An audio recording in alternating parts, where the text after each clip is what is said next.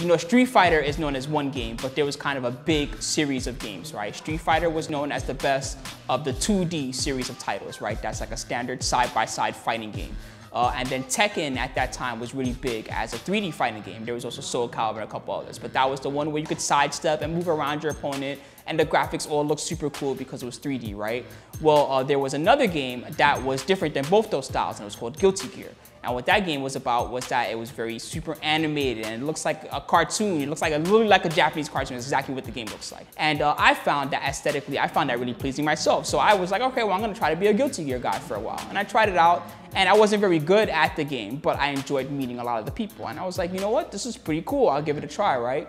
Well, at the same time as I was getting into that, there was this Japanese player who was also a Guilty Gear player, and his name was Yukinoze.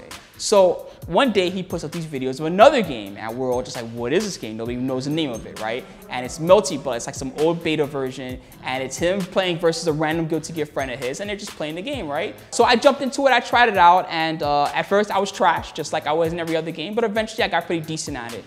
And as I got better at it, this is just something that happens with fighting games in general. As you get good at a game, people naturally are drawn to you because they start asking you about that game. They're like, hey, you're really good at your character, you know, can you play me? I want to fight someone who knows what's going on, or can you teach me some things about the game or whatever?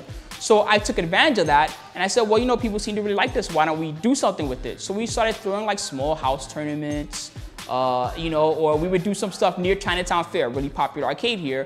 We would go 2 blocks away, there was a park there, and we would have, you know, Melty Blood tournaments on like laptops in the park or something, and it worked out really well. There was also a free outlet by a Snapple machine about 100 yards away, and they would have tournaments there as well. They would hook up they would actually have, you know, like a power strip hooked up to that one outlet by the Snapple machine and run a laptop and a bunch of other stuff out of it. All Jersey Grand Finals! Yeah, Jersey. Represent, go back home. What? I'll go back home with New York's money. Ooh.